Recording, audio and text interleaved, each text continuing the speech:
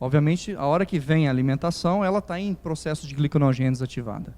Os primeiros nutrientes que são absorvidos, na sua grande maioria, são os aminoácidos livres, principalmente aminoácidos industriais, eles são desviados para a rota metabólica, para o ciclo gliconeogênico. Então, treonina, triptofano, metionina e valina são desviados para produzir energia. Conclusão disso, eu quebro toda a minha relação de proteína ideal.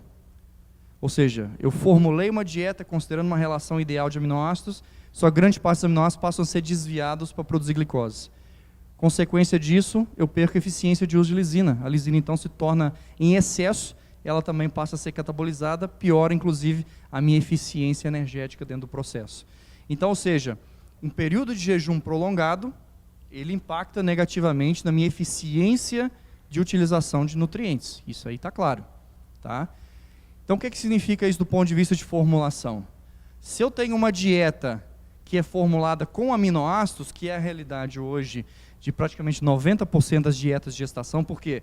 Porque nós sabemos que a demanda de aminoácidos é mais alta no terço final, e como o produtor não pode trabalhar muitas vezes com 2 rações, 3 rações, ele trabalha uma ração única durante toda a gestação. Essa ração tem aminoácidos. Então, se eu alimento a fêmea uma vez por dia, esses aminoácidos passam a ser desviados efetivamente para a rota gliconeogênica. E aí eu começo a perder eficiência de uso dessa ração. O que acontece com isso lá no terço final? Com aquela quantidade de ração que a fêmea está recebendo, ela não está aproveitando os aminoácidos, ela começa a depositar gordura.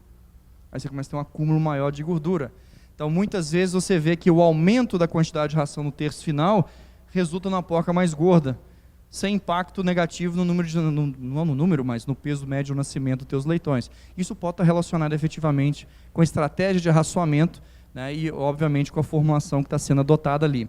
Então, ou seja, entender que essa fêmea, ela não pode ficar em um período prolongado de jejum, é fundamental se a gente quer melhorar a eficiência de aproveitamento de nutrientes. E na gestação coletiva? Muda completamente, porque a gente passa a ter o quê? O impacto social, o efeito da hierarquia social dentro do sistema. Uma coisa é alimentar as fêmeas com drops que caem no chão, outra coisa é a gente ter uma máquina. Completamente diferente. Eu posso ter sucesso com drops e não ter sucesso com a máquina. Como posso ter sucesso com a máquina e não ter sucesso com drops. Tudo depende de como você vai trabalhar a estratégia de alimentação. Isso a gente vai mostrar aqui para vocês. Mas vamos lá. Número de servidas por dia, bom, segue aquela mesma linha de raciocínio. É até pior quando a gente trabalha com alimentação coletiva. Porque como a fêmea passa muito tempo em jejum, as dominantes são muito mais agressivas.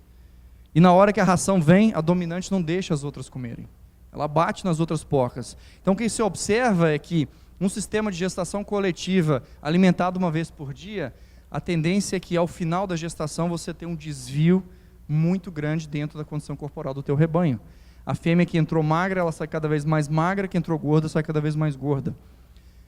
Podemos amenizar isso? Sim, tem como amenizar isso. Então, hoje o que a gente tem adotado de estratégia é, por exemplo, fracionar a alimentação em gestação coletiva, em que o intervalo entre a primeira e a alimentação seja no máximo 1 hora. Por quê? Então, por exemplo, a ração cai a 7, é natural que a fêmea dominante ela vai bater em todas, ela vai querer comer mais. Logo depois, 1 hora depois, você solta a segunda fração. É o período de início do processo digestivo dela. Essa fêmea adulta, ela está mais tranquila. Essa dominante vai estar mais tranquila. Então, essa fêmea, efetivamente, abre oportunidade para que as outras possam comer com mais tranquilidade. E depois, uma terceira alimentação no final da taxa, para quê? Para a gente quebrar o período de jejum. Não dá um jejum muito prolongado nessas fêmeas. Esse é o tipo de estratégia que, por exemplo, funciona não só com fêmeas em gestação coletiva, mas também funciona, por exemplo, com marrãs em fase de recria, de reposição, onde a gente trabalha muitas vezes controle restritivo, né, para evitar o ganho de peso excessivo. Essa alimentação fracionada, ela permite uniformizar mais ainda, né, o teu lote, a tua baia, o que melhora, obviamente, teu índice de seleção genético. Tá? Mas vamos lá, olha só, efeito, né, da estratégia de alimentação e da ordem de parto, sobre a resposta das fêmeas usando máquinas. Tá? Níveis de cortisol, pessoal. O que a gente observa aqui é o seguinte, o manejo dinâmico ou estático, ou seja, eu manter um grupo constante do início ao fim na gestação, ou eu tenho um grupo dinâmico, ou seja, porca sai, porca entra, ao longo dos 365 dias do ano, não interferiu tá? Nos níveis de cortisol, incidência de lesões, comportamento social agressivo e perdas reprodutivas. O que impactou efetivamente os níveis de cortisol, primeiro, é que naturalmente os níveis de cortisol eles aumentam durante a gestação em função dos fenômenos metabólicos. À medida que a fêmea vai evoluindo na gestação, os níveis de cortisol naturalmente eles vão aumentando, até chegar o momento do parto. Outro aspecto que efetivamente impacta, aí sim, nos níveis de cortisol e produtividade, é você alojar a fêmea jovem com fêmea adulta. Aí sim. A fêmea jovem ela não pode ser alojada com a fêmea adulta. Então a recomendação é sempre fêmeas de primeiro e segundo parto juntas, e aí fêmeas de terceiro, quarto e quinto em diante juntas. Porque a fêmea adulta ela inibe a fêmea jovem. Ela bate na fêmea jovem, ela domina a fêmea jovem, e isso aumenta, obviamente, o risco de estresse e o risco de impacto negativo em cima do desempenho dos animais.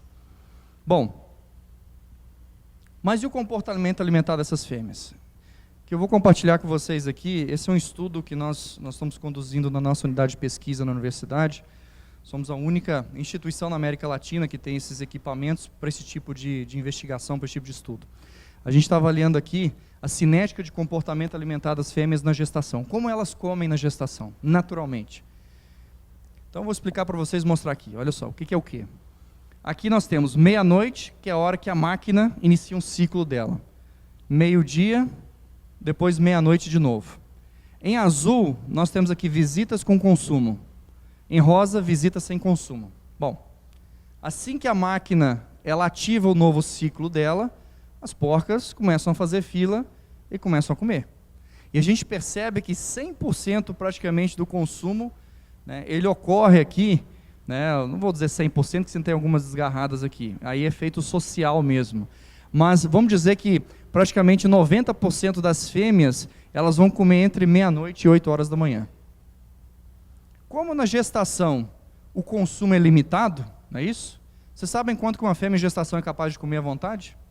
Deixa um saco de ração lá, aberto uma porca em gestação. Quanto vocês acham que ela é capaz de comer? Ideias, vamos lá.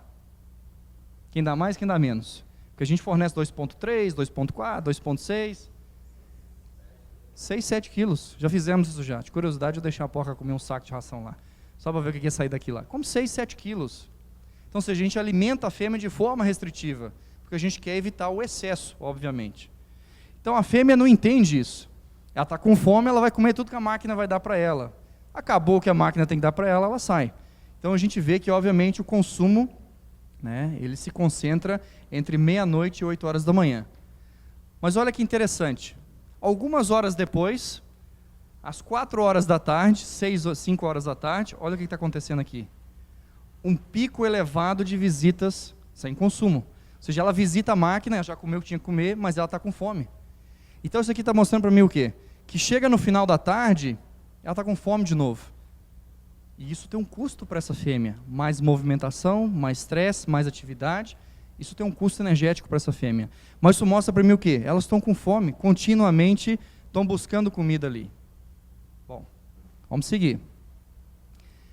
O que isso aqui pode representar para a gente do ponto de vista de eficiência de absorção de nutrientes?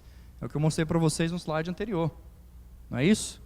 Ou seja, se eu passo um período muito longo de jejum, a tendência é que eu vou ter uma ativação do meu processo de gliconeogênese para manter o meu índice glicêmico estável. A fêmea que começa a mobilizar reservas para conseguir atender. E a resposta de que ela está num processo de gliconeogênese é aqui, ó, ela está com fome. Ela começa a visitar efetivamente a máquina buscando mais comida, só que já não tem mais. Então eu começo a perder eficiência do ponto de vista de aproveitamento de nutrientes.